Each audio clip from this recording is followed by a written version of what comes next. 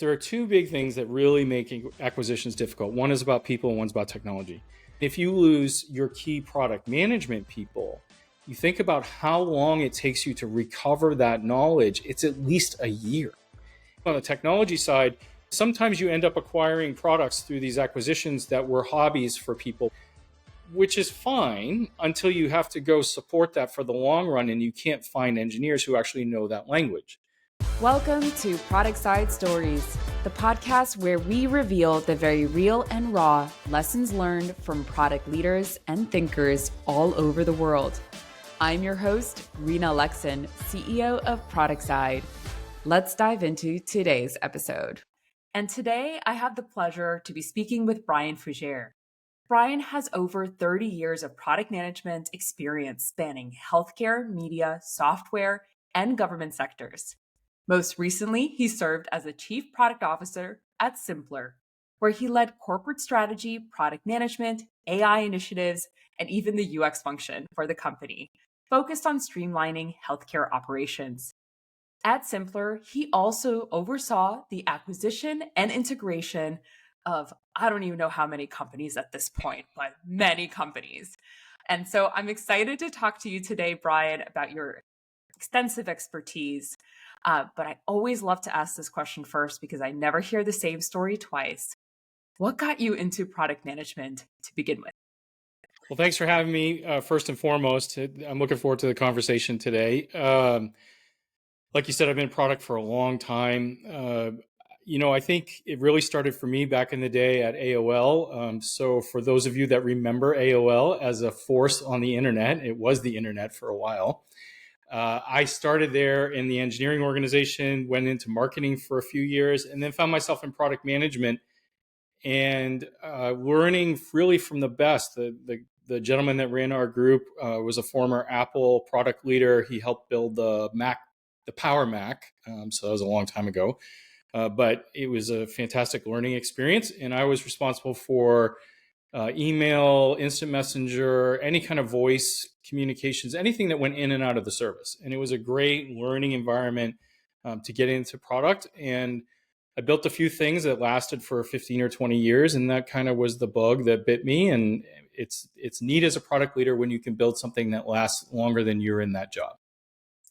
Yeah, well, Brian, you're giving me flashbacks right now. I remember my first lesson about the importance of end of life was actually with AOL and noticing that my father, we've had AOL from the CD-ROM days of Oh yeah, I sent you thousands of those when I was in marketing.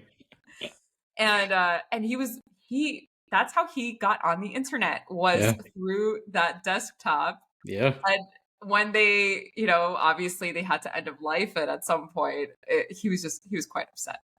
But that's a story for another time.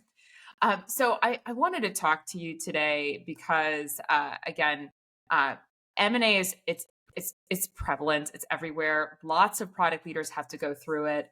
And gosh, there are just so many horror stories out there about poor decisions. Why did we even do this? It's just so much work on the back end. So I'd love to ask you first and foremost, why do companies do this? Why? There's a few reasons from a strategic perspective. One is the easy button for growth. And, a company's going to grow organically. The unicorns are growing 50 to 100% or more. Most normal companies are growing high single digits, maybe 15 or 20%. That's great. But if you really want sort of the big chunky growth, then acquisition is one of the ways to go do that. So that's part of the reason. Another reason might be competitive market pressure. Hey, my chief competitor just acquired this thing to bolster their portfolio. I need to have that same thing in my portfolio or something similar. And then finally, one of the classic reasons is to buy a bunch of customers. And so I'll buy a competitor. The competitor is going to bring a number of customers. I shut down the competitor software. Everybody ports and migrates to our software. And all of a sudden, I've doubled my customer base. And so those are just sort of three reasons that you see all the time. In the private equity world, it really is about driving growth primarily into helping that company, whatever the company happens to be, scale. At Symplr, When I joined, it was about 120 million, and when I left, it was 550 plus million. And yes, we had organic growth along the way, but the large driver of that was through many acquisitions. So then talk to me about the role of the product leader in early stages, maybe during the due diligence process. So what should a product leader be prepared to do? So when you think about an acquisition, it's generally driven by the strategy. I was fortunate enough to be both the strategy leader and the product leader. But in the event where that's not the case, partnering with the strategy leader is key to understand what acquisitions are they looking at, why would they want to do an acquisition, and how can you help motivate that acquisition to happen. You as the product leader oftentimes are the ones that are coming up with the shopping list. These are the types of things that I would like to have in my portfolio to strengthen my portfolio from a feature function perspective, or I want to expand my total addressable market. And so I'm looking at adjacencies that I can go acquire my way into rather than having to go build something from scratch and try to compete my way up. And so the product leader serves as the key partner in that whole process, saying and driving the strategy of what we're looking for from an M&A perspective. Once a target gets selected and you actually enter into that diligence process, then the product leader has to be involved. You have to know what you're buying so that you know what you're going to live with on the other side of the acquisition. And diligence is something that is a learned skill. It's a learned art. And you have to go through several of them sometimes before you really understand what you're looking for, to suss out what am I going to live with? How do I position my organization to help this succeed? What kind of resources am I going to need on the other side to make it successful? Because if you don't know those things, you might buy a company and not have the resources necessary to help it grow. And to that point, given that you have had a lot of experience with due diligence for companies, have there been any situations where there have been challenges or surprises that you actually uncovered during the diligence process versus, finding out afterwards? Whenever we entered into any kind of M&A situation and got to the diligence phase, we always had a hypothesis of how we thought it was going to go. Um, is this the potential platform where we can consolidate some of our existing customers onto it, or is it something that we're going to eventually shut down? There was one acquisition where we had a hypothesis that we thought that particular technology and that tech stack and that product was going to be the future, and that we could take our product, which was a direct competitor, and shut ours down and move everybody over to this one that we were acquiring. And as we went through the diligence process, we found that the story that we were being told was essentially a vaporware story. And that when we got into the acquisition and really got into the diligence, we discovered that the software was maybe 40% done. There were no customers on it. And that where they really had their customers was on a tech stack that was exactly the same as ours. And ours was more fully featured, and it would be easier to just keep everybody on ours.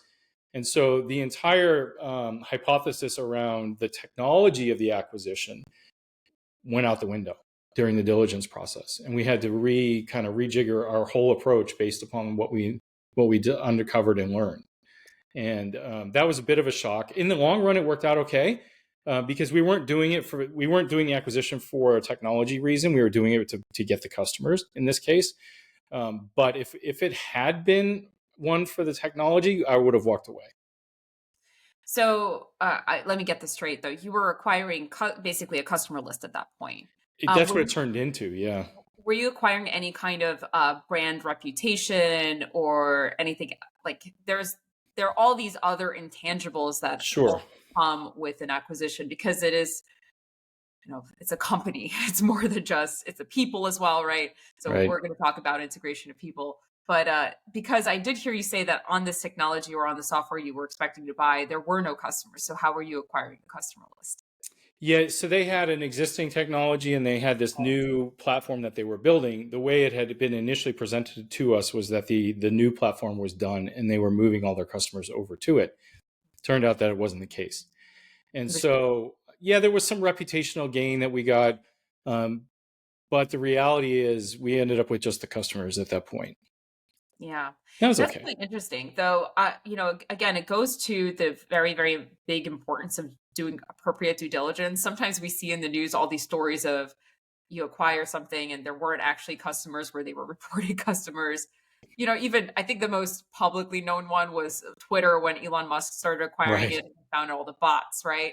So just really important to do due diligence. Let's say that you're in a situation where the product leader is not involved in due diligence, because I'm sure that happens too. Maybe they're just not in the room.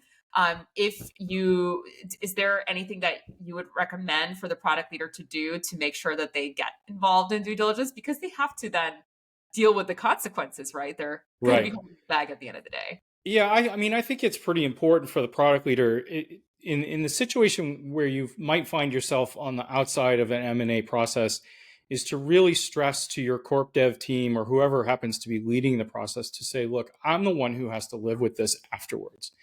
These are the things I need to know on the way coming into and through diligence. So if you can find them out for me and give me a feedback, that at least will give me a sense of what I'm looking for. And then I would make a hedge. I'd have a conversation with the CFO to get some sort of financial hedge put in place where you have some lever of resources that you can use afterwards to go deal with the fallout of whatever it is that they just acquired for you. Because if you're handled this basket of goods and you don't have any resources to be able to address whatever it is that you just got handed, you could be in a little bit of a world of hurt. And so, in the long run, hopefully that only happens to you once and that they realize that you really do need to be involved in the whole process to make sure that you understand what it is that's being acquired, so that, I mean, ultimately they want it to grow. And if you don't know if you don't know what you're getting and you end up with a gift that keeps on giving, not in a good way, then getting it to grow is going to be a challenge. So I definitely want to continue the conversation around, what happens once you've made the acquisition. But before we do, let's lead with some optimism. Have you experienced easy acquisitions? We hear about all the challenges. What about like what makes for a good and easy acquisition? For us, what we found, we had a couple acquisitions over the years that we did where we were acquiring a carve out from a parent company that really wasn't a software company. Might have been a consulting company, might have been a BPO type company. And they realized that whatever this particular software asset was, it wasn't core to their go forward business model. And so they carved it out and sold it off. And we happened to be the winner in the acquisition process. When that happens, the people generally are so excited to be going to a company that actually understands how to build software that all they want to do is work with you to make it successful. And that cultural integration, which we'll get to, is so easy at that point because they're so happy to be free from an environment where they're just an orphan, and they're in a place where people are investing them from a personal basis, process, product, and they are very excited to be part of your new organization. I love it. They get bought in because they feel welcome, like, oh, I'm Right, doing my tribe right now. So right. it's a good thing. Okay, so now let's talk the corollary, and that is challenging. So, what makes for a not so smooth transition? There are two big things that I was thinking about this question in advance. There are two big things that really make acquisitions difficult. One is about people, and one's about technology. From a people perspective, we've acquired a number of companies who are significantly smaller. And there are people who really enjoy being in a small company environment, 70 to 100 people, maybe at the most. It's very family oriented. They're all working in an office together. And when they go into a larger environment, oftentimes they feel very uncomfortable and it's just not their fit. That's okay. It's not for everybody. But what happens then is if you start losing some of those key people immediately after the acquisition, it is a massive brain drain. And if you lose your key product management people, you think about how long it takes you to recover that knowledge, it's at least a year. And so you lose so much time when the key people walk out the door. It makes the integration very difficult, and it makes the ability to return to growth just stretch even longer than what you had originally anticipated. So that's problem number one, or challenge number one. Challenge number two on the technology side is sometimes you end up acquiring products through these acquisitions that were hobbies for people where they decide, hey, I want to try writing this product in some obscure language that nobody's ever done before, and we're going to try to productize it, which is fine until you have to go support that for the long run and you can't find engineers who actually know that language. We happened to acquire a product that was written in Clojure. None of us had ever heard of Clojure. We didn't even know what it was. It turns out it's a Java derivative, and finding Clojure engineers in the US is unbelievably expensive. And so we ended up having to grow our own Clojure engineers, which took a long time to get them up to speed. And so when you're doing diligence, one of the key questions to ask around the tech stack is whether or not it fits within your existing technology roadmap, and do you have the engineers to support it? Because if you don't, you might want to think twice, or make sure you understand how you're going to support it going forward, because it's not trivial. Wow. That calls to mind, I guess the sometimes missed maintenance costs of building something. And that's interesting because once you acquire it, those are your problems now. It's very much yours right away, day one. Yeah. And in that particular product, it also had a database that wasn't something that we normally used. So we were immediately looking at how do we replace it with something that we use all the time. Yeah, well, and that makes sense. So going back to your point, I think both of them, the two around people, in some cases, the people are looking for your culture, and others are actually really not. They're Right.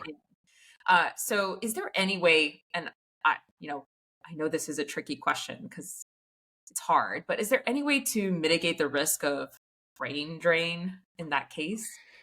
We started asking, after we got burned a couple of times with some smaller acquisitions, we started asking in the diligence process for identification of key personnel and a justification of why they think that they're the key people, especially around DevOps, cloud ops for cloud systems, product management people, and any leadership that they needed.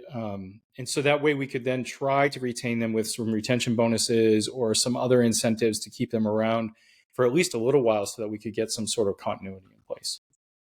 Yeah, I think you cannot just underestimate how much tribal knowledge is, especially in product, given how fast everything moves. We talk at Productside a lot about the importance of documentation, but the reality is that you can't document 100% of everything everybody Right. knows. So yeah, I think that makes sense. I have heard, definitely incentives, vesting, but you give people bonuses and then they vest after a certain amount of time, and that definitely motivates people to stay. But the truth is, if they're not loving the culture, they're not going to be 100% there. So No. it is definitely a risk. All right, Brian. So we've done the acquisition. The CFO has figured it out. Now you have another company. This is day one. You're the product leader. You're about to inherit additional team, different resources. There's all this integration that still needs to happen. How do you make that successful? What does day one look like? What I tried to do on day one was to actually meet with every single product person that I could. Usually a 20 to 30-minute conversation just to say hello, introduce myself, have them introduce themselves to me, tell me a little bit about yourself, you as a person. What kind of work do you do for the company? I know what your position is, but what do you really do? And then what do you want to do is the next question, because oftentimes they find themselves in roles historically within the company that they just don't want to do anymore. And maybe we have an opportunity to move them into a different spot over time where we can leverage their desires and skills and set them up for success, and they stick around and stay in the company. We did have one acquisition of a tiny little company that had 5 people in it. We have 1 left. But we've been able to retain her because we've given her plenty of challenges and things that she really enjoys doing, and she likes what she's doing. And so by me reaching out and saying hello to everybody on that first day, it establishes a little bit of a personal connection, and it gives them an opportunity to say, hey, I'm really excited, or I'm not so excited, or whatever the case may be about joining you. So that's the people part of it. Then we want to understand, how do they do what they do? What are your processes? What is your technology? Now, we get all of that through diligence, Hey, they're running Jira, we run Aha, that kind of a thing. Okay, well, we now need to start thinking about how are we going to convert your stuff out of Jira, put it into our Aha system so it works with everything else that we've built in the company. And so there's a little team that gets formed to go do that. And then so if you think about all of those little integration things that have to happen from a process perspective, it really comes down to laying it out and working collaboratively with them and with us to put all that together. And so then it becomes a we thing rather than a us and a them thing. And then the last thing that I always say is that I want to find the best of. I want the best solution. I want the best talent. I want the best process, whatever the case may be, whether it's coming from the acquisition or it's something that we do already. Whatever the best is what we're going to adopt going forward, because we don't have a monopoly on the best ideas. Sometimes we acquire companies that do things far better than what we do them. And I want to take what they do really well and I want to bring it to the rest of the companies so that we can improve how we do what we do. So we see it a lot with acquisitions. You talked about process, and I want to kind of dive into this. That sometimes in a single enterprise, when you speak to different product managers from different teams, they do product differently, and that problem gets completely exacerbated sometimes with all of the acquisitions that sometimes happen with enterprise, where there isn't this conversation of what is the best of, and how do we then all work in the same way. So how have you managed to, let's say, avoid having a dozen different product processes? We had a dozen. We actually probably had more than a dozen different product processes, because you're absolutely right. Each team was doing it their own way because they all came from different acquisitions. And I finally reached the point where I started asking some of my peers around the industry, saying, "How do I solve this problem?" And they all pointed to the concept of product operations. And so we established a product ops group. I promoted from within a woman came through an acquisition. She was the product leader in the acquisition. They were way ahead of us in many ways in their product processes. And she let us know, like from day one of the acquisition, that you guys are in the Stone Ages compared to how we were doing things. I said, well, fine, put your money where your mouth is. You're in charge of it now. So how are you going to standardize across the entire portfolio? And she thrived in that role, and it has been so much fun working with her and watching her drive standardization across the entire portfolio of how we do what we do. And I think what we found was that the teams actually, while the change was hard and nobody likes going through change, they respected what we were trying to do. They understood what we were trying to do. And what they found in the long run was that it made their lives easier because it was one way. And they didn't have to go back and do rework. Because typically what would happen is that I would ask for a roadmap, let's say. Please present your roadmap. I need it in this format. Well, then they would show up with whatever format is that they've been historically doing it in. And then I would go back to them and say, that's not going to work. We need it in this format. So they would have rework. Well, you can avoid that simply by just doing it one way the first time. And that's one small example. And if you think about that and you extrapolate it across everything that product management does so that it's all consistent, now you have a huge time savings and an efficiency and productivity driver that really works across the whole portfolio. And when you have a lot of acquisitions that are all coming in, and like you said, everybody does something differently, it's one way to root it out and to get it all to be the same. And I think the other advantage that people don't really think about is the portability of talent. And so now I can promote a product person from one area in the portfolio to maybe lead a different area in the portfolio, and the process doesn't change. All that changes is the domain knowledge that they have to go learn. And they don't see that initially, but once a couple promotions happen, then everybody starts to understand there's another hidden benefit to it that really helps out.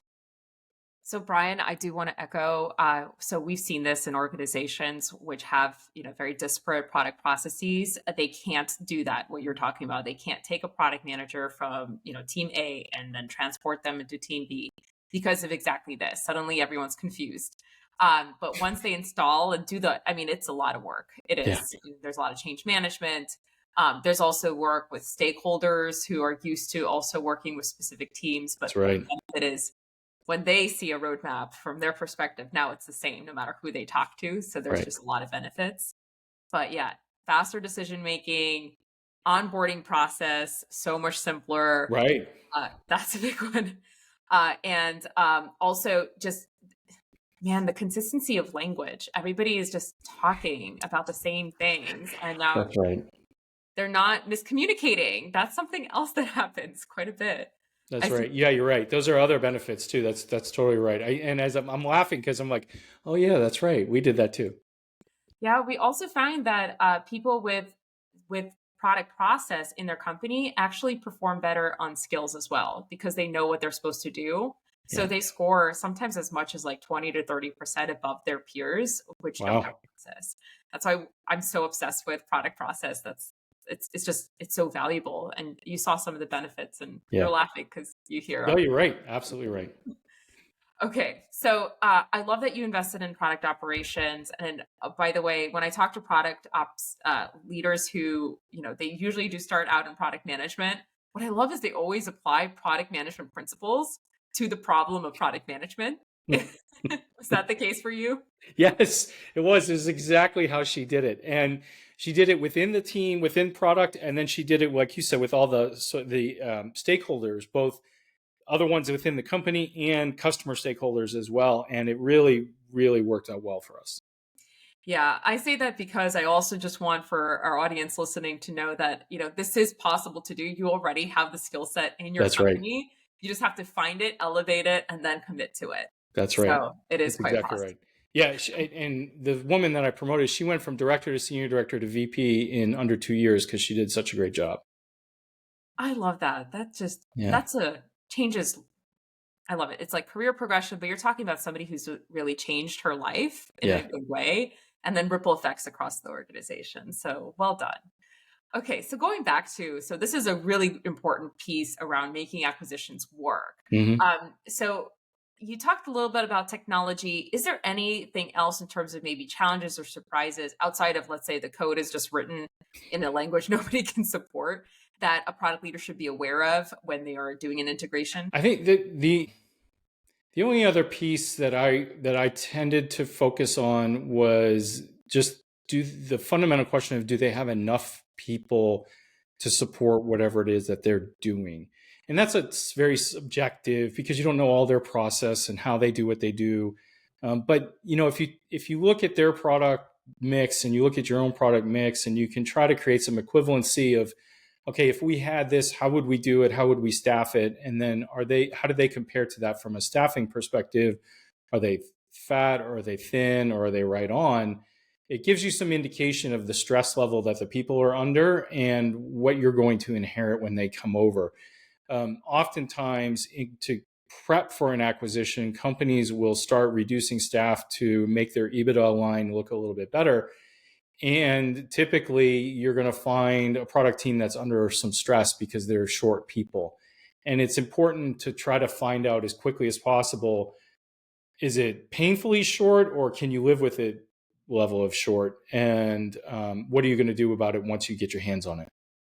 That is such a good point, Brian. I'm glad you brought it up. It is so true. So, for our audience who maybe don't know how acquisitions happen, a lot of the valuation of the companies, I mean, it depends. Some of them are valued on the revenue basis, but there are occasions where they're valued on an EBITDA, earnings before interest, tax, depreciation, amortization level. Basically, their net operating profit. And in that case, the highest cost for most companies are their people and their technology investments. And so the easiest ones sometimes to, unfortunately, to boost the EBITDA is to let go of people who, you can make an argument are redundant when they are actually doing a lot of work. Right. So when that happens, your net operating profit obviously goes up. You don't have the salaries and fixed costs, but then your teams are strained. And so it's not sustainable. And that's what you're talking about here. So that's a really, really important point. Okay. So my last question here about acquisitions, and maybe this is somewhat solved by the product process, but let's talk about culture. Because you're adding a lot of people. I've heard a story where there was a company acquired, let's just call them like Blue Company was acquired by Green Company. And 20 years later, they're still calling themselves like blue company employees, right? um, that happens where an acquisition happened. Yeah, but we're still blue. That's who we are. So how do you actually now bring the team together? You're one team, one culture.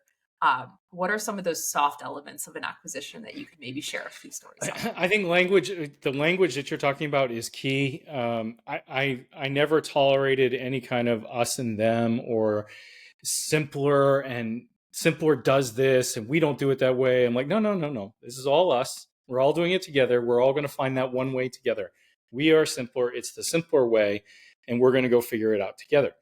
Um, I know this sounds silly, but sending them T-shirts and hoodies and other kinds of swag is one of the quickest ways to get that identity changed, so that people recognize that, hey, I'm part of this new company.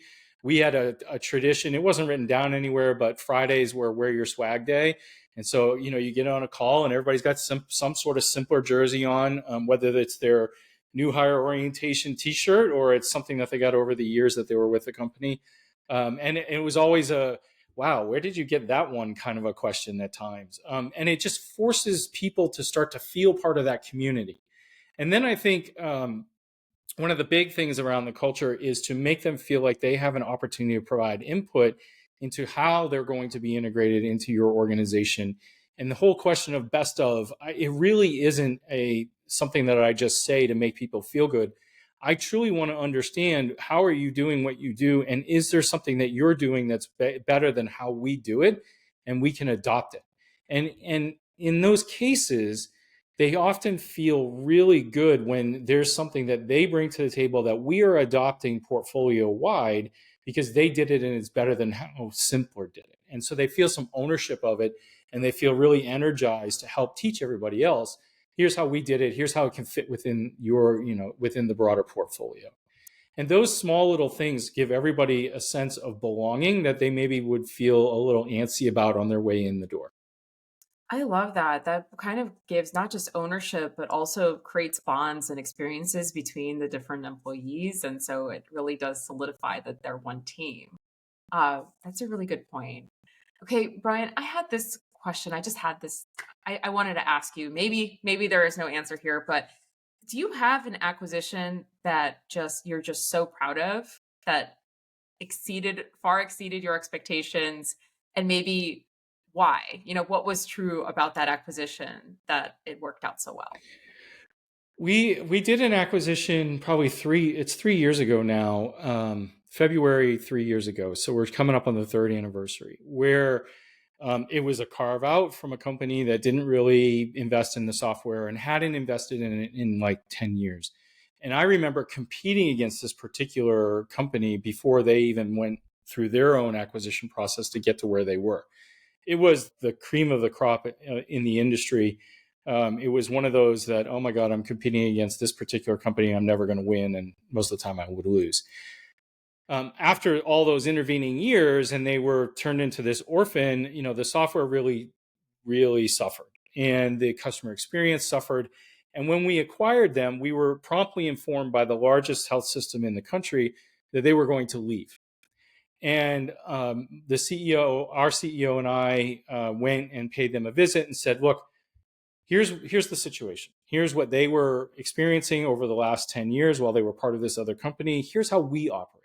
Just give us a chance. Give us 6 months, 12 months. Let's see how it goes. And we were able to turn it around. And not only for this customer, then they stuck with us and they're still a customer today. But all the other customers who were in the same situation, who were frustrated by the lack of investment and the lack of progress in the software, we were able to really move things along. We got a new release out right away. We drove quality into the product. We just improved the overall experience. And as a result, these customers stuck around and we started winning deals again. And that kind of an experience is what you're hoping for when you acquire something, especially a struggling asset. And if you can turn it around pretty quickly and get growth to come back, that's a good experience. I love that too. You have such great stories, Brian. They're not all rainbows and butterflies, Oh but it no. sounds like you did a lot of the good work, installing product operations, figuring out those hard problems that, really, I think, put roadblocks in making acquisitions work. So, given your wealth of experience, uh, if you were to talk to a product leader today who might be facing a potential acquisition in 2025 or 2026, what advice would you share with them? So I would start with within your own company, make sure you partner exceptionally tightly with the CFO, your head of corp dev or strategy, or both, if depending upon how you're organized, and your CTO. That group of four really has to be the core that does the diligence to really understand what is it about this asset that we're acquiring and how are we going to handle it going forward. And then as you get through the diligence process and you get really towards day one, spend some time thinking about how do you want to bring these people into your organization so that they feel comfortable and they are bought in so that you don't have any resulting brain drain or you can minimize it as much as possible. And then you move on to process and technology. But the people are the most important because they're the ones who built the product. All of that institutional knowledge is locked away in their head. No matter how much they think they've written something down, it's not going to be there. And they'll probably lose it as part of the transition. And so you really want the people and their brains, and you want them to stick around. And so how are you going to engage them?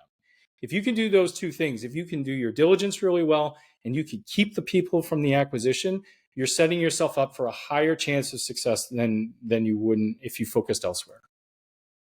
That is great advice, Brian. Well, thank you so much for joining me on Productside Stories. How can our listeners connect with you or learn more about your work? You can find me on LinkedIn, Brian Fugere, Fugere, and hit me through there. That's the easiest way. Seems to be the answer now, right? Just go to LinkedIn. Pretty much, yeah. Go to LinkedIn and find me. That's a Yeah. good one. Well, thank you so much, Brian. And thank you all for tuning into another episode of Productside Stories. If you found our conversation valuable today, don't keep it to yourself. Share it with a friend and make sure to subscribe to Productside Stories on your favorite platform so you don't miss an episode. Thank you for tuning into Productside Stories. I hope today's insights inspire you and propel your product journey forward. Remember, every challenge is a lesson waiting to be learned. And you can also visit us at productside.com for more free resources like webinars, templates, playbooks, and other product wisdom repackaged for you. I'm Rina Alexin, and until next time, keep innovating, keep leading, and keep creating stories worth sharing.